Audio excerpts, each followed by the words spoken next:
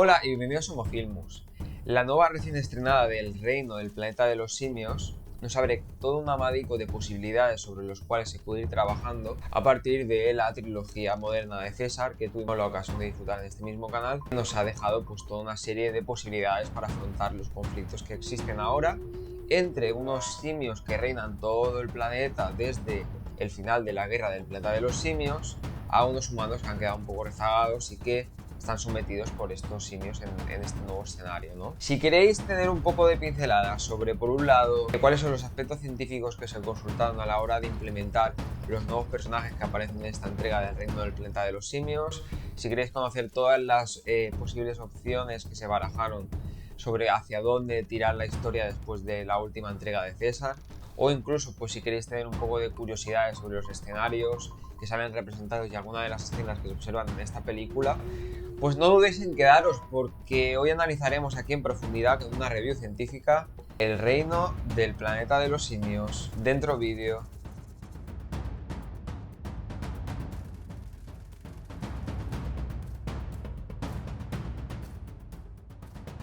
Bueno.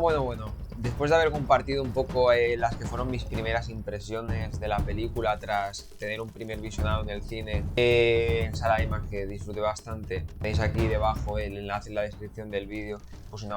si aún no habéis visto las primeras impresiones que tuve a la película, entrando en el tema cinematográfico y analizando el cambio de director, siguiendo varias entrevistas que se le ha ido haciendo al nuevo director, que pasamos de tener a Matt Reeves, director conocido por The Batman, al director Wes Ball, que era muy conocido también por la saga, la franquicia de Corredor del Laberinto, que a mí en general no es que sea de mis favoritas, pero me gustó bastante y la pude ir siguiendo con total normalidad y eran bastante entretenidas. Pues dejó unas palabras en determinadas entrevistas donde deja caer un poco que él tenía miedo a coger esta franquicia después de la trilogía de César, pues porque la consideraba perfecta, consideraba que había cerrado muy bien el círculo y tenía miedo que hubiera escasez de ideas hacia dónde desembocar. Sí que es verdad que puede haber opciones a dejar planteado un nuevo escenario con prácticamente sin humanos en el planeta, unos simios libres y pudiéndose apoderar pues, de este planeta Tierra, y daba pues ideas a generar nuevos conceptos y nuevas historias, pero tenía ese vértigo, ese miedo de escoger mal el camino y no atinar en ello, ¿no? Y es en este gap temporal, en este espacio, en este lapso temporal que pasa entre el final de la guerra del planeta de los simios hasta el reino del planeta de los simios, que Wes Ball creía que se podía profundizar mucho más, pues haciendo paralelismo con épocas de la historia de la humanidad donde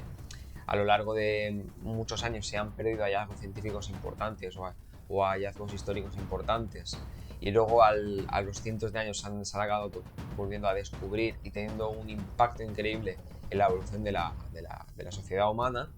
Quería hacer algo similar, comentaba en estos vídeos, quería hacer algo similar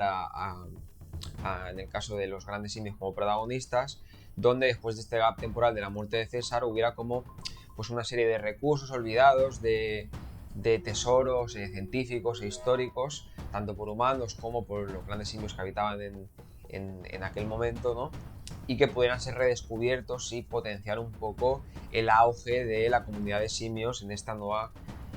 situación en la que ahora dominan el planeta, pero pues no acaban de dar un paso evolutivo definitorio, ¿no? Para ser totalmente la especie dominante, ¿no? También en las entrevistas Wes Ball comenta mucho una cosa que ya dejé un poco caer en las primeras impresiones, y es que quiere aprovechar mucho pues en la fuerza de César, aunque no apareciera en la película, pero que ese legado, ¿no? Que había dejado, que esa figura que aún como un fantasma perseguía un poco a la comunidad de grandes simios, permitiera que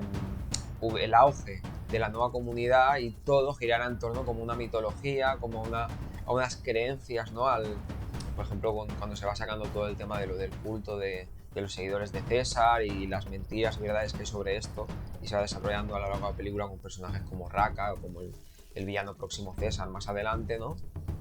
Pues que todo este papel de las tradiciones, que ya desde el principio de la película se ve algo muy importante desde la presentación de la familia de Noah, del protagonista, tuviera mucho peso en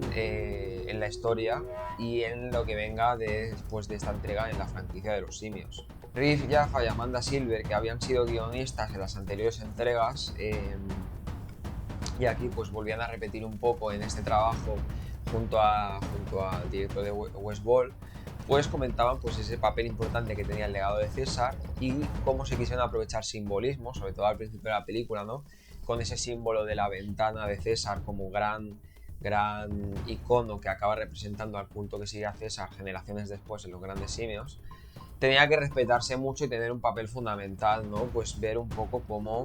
Y esto también, pues siempre está esa comparativa con las tradiciones humanas, las creencias en dioses, en un César, ¿no? Al final el nombre de César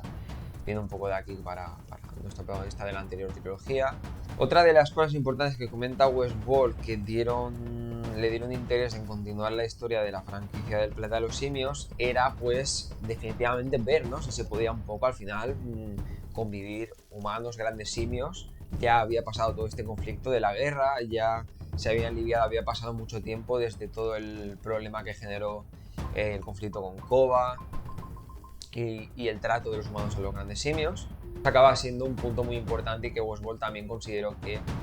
quería encaminar ahí un poco la historia a ver, pues dejar un poco al espectador con ganas de saber si va a poder haber esta convivencia entre el grupo de especies de los grandes simios y humanos, como la otra especie que ya no era dominante del planeta, ¿no? Sin duda, si nos salimos del lado del director, una de las cosas que más drásticas cambió en esta película, y la verdad es que el otro día estaban dando por la televisión la película de Amanecer del planeta de los simios y me comparé, justo acababa de verla en el cine, la del Reino,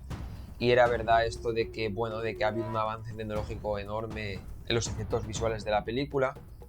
y sobre todo en el motion capture y el trabajo que ha hecho Andy Serkis, que fue el que protagonizó, el que dio vida al personaje de César, en dejar este legado también del mismo actor como el personaje en la historia, el actor en la realidad,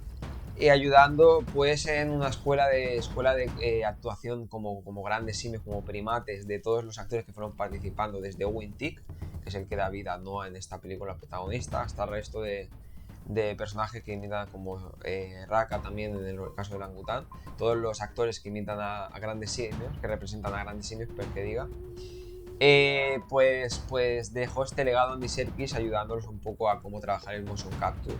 y cómo dar vida a estos personajes y que fuera creíble y que tuvieran, dentro de que pudieran aportar su humanidad y sus sentimientos y sus emociones a la interpretación, siguieran pareciendo otra especie y pudiéramos creernos pues la representación de estos grandes simios en la película. Y puntualizando una cosa concreta que Owen Tick comentaba era también en entrevistas, era el tema de la respiración, ¿no? Él consideraba que la respiración y cómo esto se lo aprendió mucho Andy Serkis, cómo la inspiración y exhalación que iba haciendo a la hora del habla, no solo su personaje, sino para cada personaje tenía que ser un poco distinto para que pudiéramos diferenciarlos bien, ayudaba también un poco a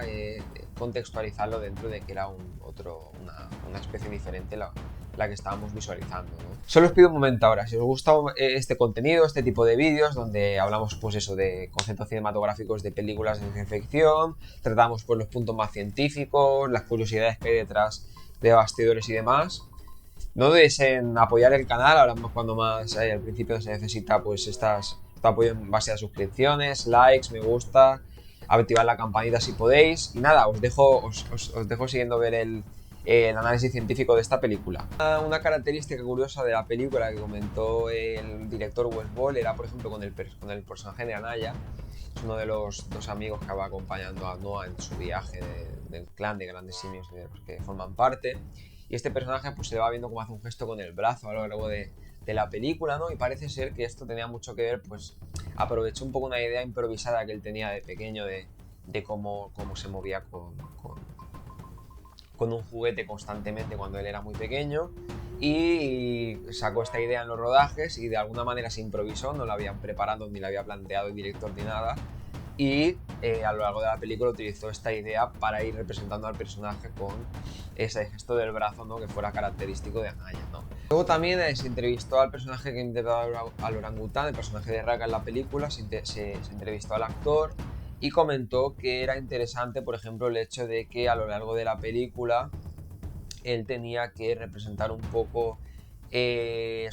que interpretar su personaje de una manera bastante distinta, ya que pues los orangutanes pues tenías pues, con el tema de la respiración una forma de utilizar la laringe bastante diferente también, al igual que pasaba con el caso de los chimpancés. Y luego también, por ejemplo, pues a la hora de hablar, ¿no? Esto también se podía jugar un poco, lo comentaba con Andy Serkis, en según qué expresiones, entre, por ejemplo en inglés el no puedo, can't y cannot, ¿no? Por ejemplo, utilizar una u otra, pues podía también acentuar, creernos más que no estábamos con humanos, con expresiones coloquiales, que eran muy avanzadas y que era raro que esto se diera de manera natural en el habla de esta especie, ¿no? Y es algo que también puntualiza mucho en las entrevistas, no solo el personaje que interpretaba al orangután de Raka, sino el resto de actores que interpretaban a los grandes simios. Como comentaba, uno de los puntos claves de esta nueva película, que comentaba el director Wes Ball también, es el concepto del conocimiento e inteligencia avanzada en la película por parte de los grandes simios. La antropóloga Doris Eris Urrutia, por ejemplo, comentaba que los humanos a veces podíamos incluso, tras esta nueva última entrega de la franquicia del Reino del Planeta de los Simios, a veces podemos subestimar un poco realmente la inteligencia del mundo real que se da y los conocimientos que pueden adquirir grandes simios, aunque sean de especies distintas a la nuestra. La primatóloga Zarin Machanda, que ha dedicado su vida entera a estudiar la sociabilidad en el grupo de los primates, especies con las que compartimos muchísimas características como pues, establecer todas estas sociedades y grupos.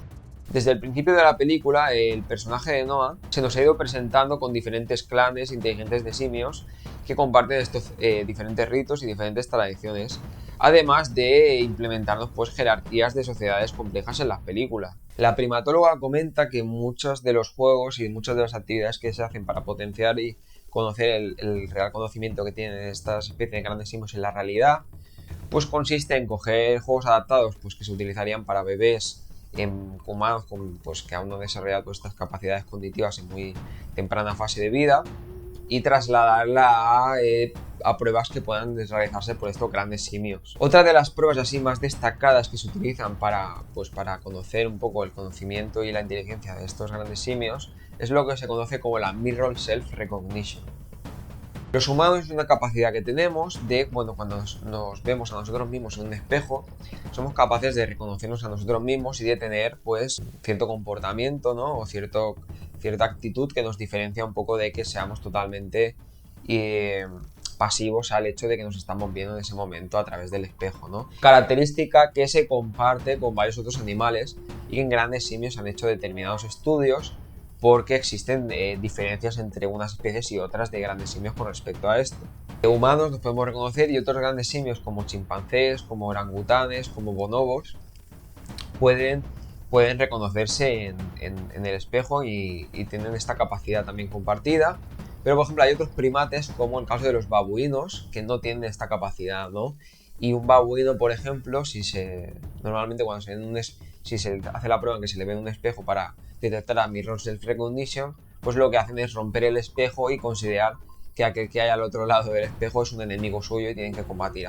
contra él, ¿no? Así que es algo pues, que no compartimos exactamente todos los primates, es algo interesante a utilizar en pruebas para testar esta inteligencia. De manera interesante también los gorilas son un caso bastante concreto porque se ha visto que parece que en todas las pruebas da a entender que no tienen esta capacidad, pero tienen un comportamiento peculiar en este caso porque los gorilas se conoce que no les gusta pues